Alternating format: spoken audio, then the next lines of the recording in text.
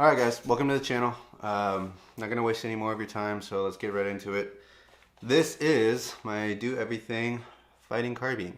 I pretty much put this thing together for the end of the world, as you probably guessed from the beginning of the video, or when the reptilian shapeshifters come to kill us. So let's get into it.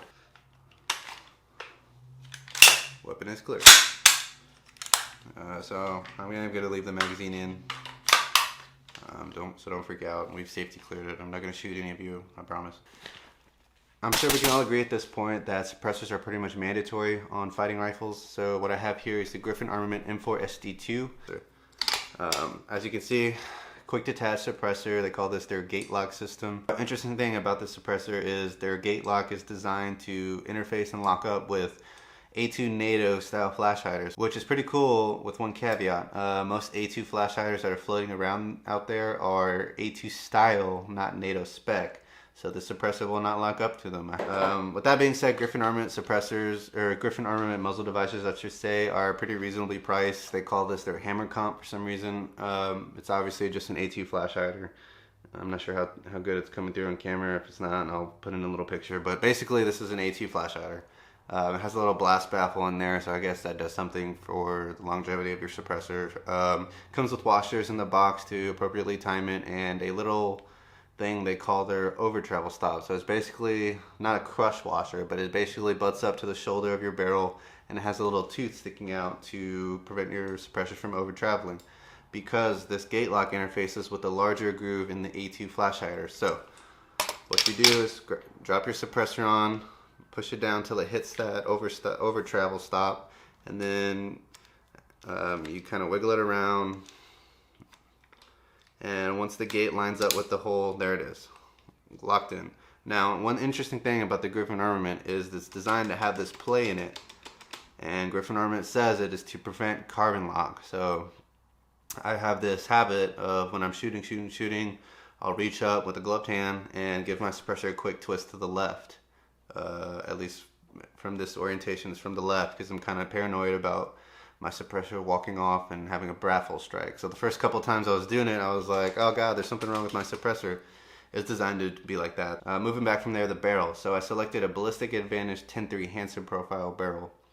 I went with Ballistic Advantage simply because they have a sub MOA guarantee on all their barrels with good ammunition. So I don't know how many other companies, if any, are doing that. Also specific to their Hansen profile, it was designed in-house to deal with heat and maintain accuracy better than any other profile barrel there is. Another selling point for me on this barrel is the M4 feed rams and barrel extension are nickel boron coated. So the reason why I think that is important, at least theoretically, is because when you're shooting a short-barreled AR-15, especially suppressed, you're going to be dumping tons of gas and carbon into your operating system. So that's going to be coating your bolt carrier lugs, your barrel extension, and to some extent the rounds on the top of the magazine that are getting fed into the chamber. So having that nickel boron coating, at least in my mind, should keep it a little more lubricious and stop those weird misfeeds and jams from occurring. How effective is it in practice? I can't really say, but I know since I've put this rifle together, I've shot it 100% suppressed, and for the first 1,800 rounds, I have not cleaned it, and to date, I have not had one single malfunction or stoppage. The rail, so the rail is interesting. A lot of people see this and they'll be like, oh, Daniel Defense Mark 18. No, not a Daniel Defense Mark 18. This is a Midwest Industry quad rail. It is their Combat T rail series. So I went with this because I wanted the stability and strength provided by a quad rail, but I really didn't feel like spending $500 on a Daniel Defense RIS-2. I mean, at the end of the day, it's an outdated system. It does provide a lot of strength, and I chose to go with that because this is supposed to be an end-of-the-world fighting rifle. So I couldn't really justify spending that much on a Daniel Defense quad rail when, I mean, at this point, there are very nice M-LOK rails, both from Geisley, SLR, etc., that are well below that price. Down from there, I have a BCM kinesthetic angled foregrip. This allows me to pull the rifle into my body and really mitigate recoil, especially when I'm shooting fast. There are a lot more expensive flashlights that are probably better than this. This is the Streamlight ProTac HLX 1000 lumen weapon light, and it's mounted on an Aerosocket pick mount. The reason I went with the Streamlight on this rifle is because I've owned multiple Streamlight HLXs and I've never had a single issue with them. So For my purposes, it's good to go. American made, rugged. I've had this on other rifles that have been dropped. I've had no issues with them ever flickering under fire. So I think as far as a weapon light goes, these are wholly adequate. Another advantage is it comes with a pressure pad and all the mounting hardware to mount it up to your rail out of the box. So something to be said in the days of $400 flashlight bodies only. The upper receiver. I got this upper as a stripped upper in like mid 2020 when nothing is in stock anywhere. So at this point, I don't even remember where I got it or even what brand it was. But it's been running good. So I have other upper receivers that are probably better. I've got a couple sitting in my safe now waiting from Thoroughbred Armament that are FN, cage code marked, cool guy, high speed shit. And I've thought about transplanting my barrel and all my stuff into one of those, but again, I've had no issues with it, so I figured it wasn't worth the effort. Getting into the guts of the upper, let's talk about the bolt carrier group. Now, I'm of the opinion that the bolt carrier group is one of the most important parts of your AR-15. So if you're going to spend money anywhere, I suggest the barrel and the bolt carrier. So real quick, guys, when you're cleaning your guns or when you're messing with anything that has carbon on it, I suggest doing so with gloves on. That carbon and shit that's caked on your rifles and muzzle devices and all that stuff is basically just a concentration of cancer-causing carcinogens, and you don't want that shit getting on your skin and being absorbed into your body. So, I mean, go get some gloves for cleaning rifles and whatnot. Just be a little proactive. Don't be a shitbag, okay? So, the bolt carrier. Sharps Rifle Company XPB bolt. So the reason I went with this bolt carrier is because number one, it's constructed out of S7 tool steel. So S7 tool steel is superior in pretty much every way to Carpenter 158 mil-spec bolt carrier steel, both in tensile strength. It's tested at a lot higher pressures. It's way up. It's higher on the hardness scale rating. Theoretically, it should provide more longevity. So that is why one of the reasons why I went with this. The other one is the coating. So Sharps Rifle Company does what's called their DLC coating, which stands for diamond-like carbon coating, and it's some sort of 24-hour heat treating process that melds this coating to the bolt carrier and just makes it more rugged and lubricious overall, which again is important in my opinion. So the most important thing to me, and ultimately what led me to buy their bolt carrier, was their bolt itself. So they call this their Reliabolt. I don't know how well you guys are going to be able to see this on camera. If not, I'll edit in a little picture afterwards. But their bolt lugs are all like radius and cut back, kind of similar to the train of thought that Knight's Armament had with their bolts. So basically, one of the weak points of the AR-15 system as a whole is the bolt lugs on your bolt. Once you get past like that 10,000 round mark, it's common for them to shear, and with lesser quality bolt carriers or bolts, even sooner. So I spent the money on a nice bolt carrier because I thought theoretically it would improve the longevity and reliability of my rifle. With that being said, there are some negative reviews of this bolt carrier on Optics Planet currently. I've had no issues with mine. It has ran 100% flawlessly since I put it in my rifle. So I'm not really sure if there's just a bad batch or if the quality control has changed at all or exactly what's going on with that. But I've had no issues from doing research and on the different bolt carriers and bolt carrier steels. This one stood out to me as being probably one of the best. So this is the one I went with. While I have it cracked open here, I'm running the Radiant Raptor charging handle, just the standard one, not the vented one, the SD I think it is, and pretty standard as far as charging handles go these days. Getting down to the lower, this is actually, believe it or not, a kind of a meme tier PSA lower receiver. It's marked property of US government, M4 carbine, safe semi-burst, which is kind of funny. I'm of the opinion if your lower receiver is within spec, you're probably going to be okay. There's a lot more expensive lower receivers you can buy, and there's also a lot cheaper ones. So this one has ran fine for me. With that being said, after about 300-400 rounds, I cracked it open and made sure that my hammer was wearing evenly, and there wasn't excess wear on one side or the other, which would lead me to believe that it's out of spec. All the lowers, with the exception of the trigger, are mil-spec, so mil-spec bolt catch, mil-spec safety selector, mil-spec mag release. So the trigger is a CMC competition trigger. It is single stage with a pull weight of 3.5 pounds. And I gotta tell you, for the price, I think this trigger is pretty slick. As you can see, flat face, so no tick up, reset. Excellent trigger in my opinion. Tactical Considerations did a review over it not too long ago, and he basically wasn't a fan of it because of the way it felt to him.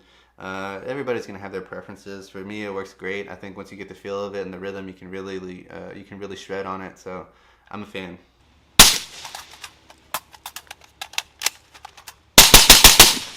Moving back from there, pretty standard.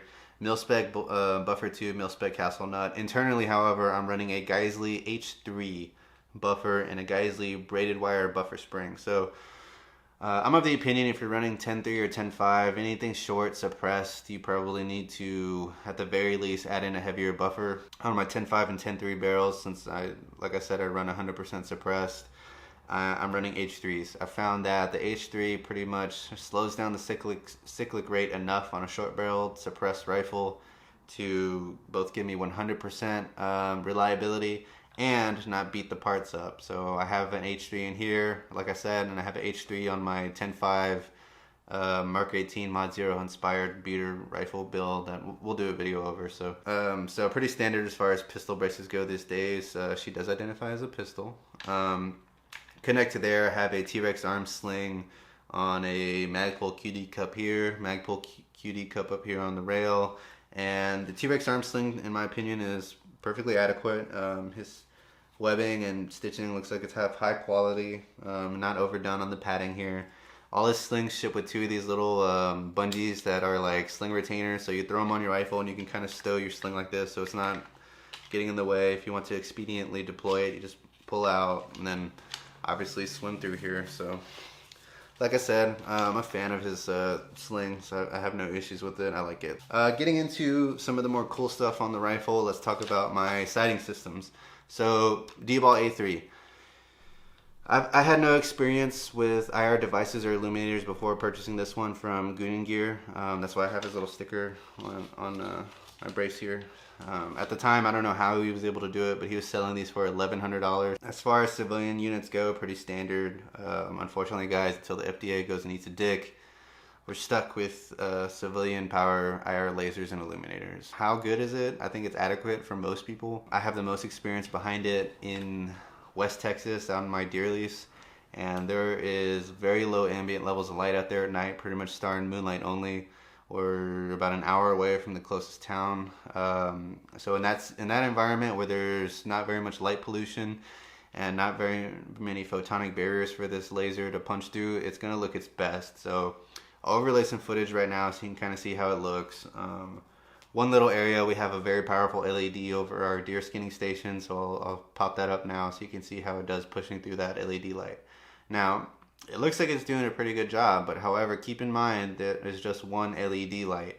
It does not replicate the way it would look in an urban environment where people have these LED lights pretty much everywhere. Street lights, porch lights, backlights, etc., etc. Here it is illuminating the inside of a car, pushing through a window for target identification or for smoking people through a windshield if you're doing high-speed shit. I've had no issues with it. It's held zero perfectly fine, so I pretty much exclusively run it off the little activation button here. You should probably learn your selections by heart so you can do it in the dark. As far as zeroing goes, I'll do a separate video on how I zeroed it and pretty much the zero I'm running. I am running a parallel zero.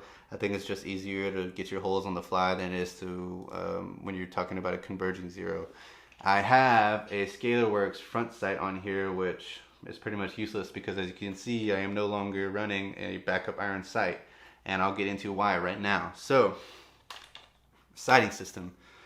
Primary sighting system is a Vortex UH1 Gen 2. I went with this because it is $150, $200 cheaper than the night vision compatible EOTech, and I actually, believe it or not, I think I prefer the Vortex UH1 over my EOTech, simply because when you get behind it, I don't know if it's because there's no hood over this, but I feel like I can just see more, and there's like a bigger objective window, which on paper there isn't, but it's just, it feels like I can see more and I have more peripheral vision over and around my sight. Behind that, I'm running a Vortex Micro 3X magnifier. Like Brassfax said in one of his most recent videos, magnification on a fighting rifle, even if you live in an urban environment like I do.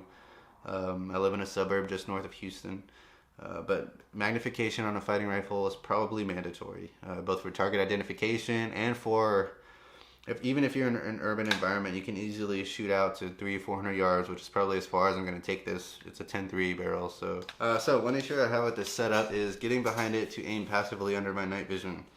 So basically, I don't know if it's just because of my build. I'm about 6 foot 225, but when I go to get behind my optic here passively, I have a tendency to like bump my tube on my rifle trying to get it lined up. So I don't know if it's because I just have a longer neck or what it is, but I would prefer not to beat up my $8,000 NVGs. So I'm probably going to end up getting a riser of some sort, either the Unity tactical risers for both the UH1 and the magnifier, but if I'm not mistaken, I don't think the Unity tactical riser is compatible with the Vortex magnifier. So I think what I'm going to do is end up running the LaRue tactical, just one piece riser that I can attach both of these to and just be done with it. If you're still here at this point, I'm impressed. Follow me on Instagram, I'll put the link in the description, and if you want to subscribe, please do. One thing I want to touch on is I'm choosing to remain anonymous because I have a government job, and I would prefer to keep my face separate from the content I'm going to be producing on this channel, basically because I don't want it to affect my my professional life. If you don't like that, I mean, that's fine. Go watch your gun porn somewhere else. I don't care. But with that being said, guys, that's pretty much it. I don't have anything else to say. So, thank you. I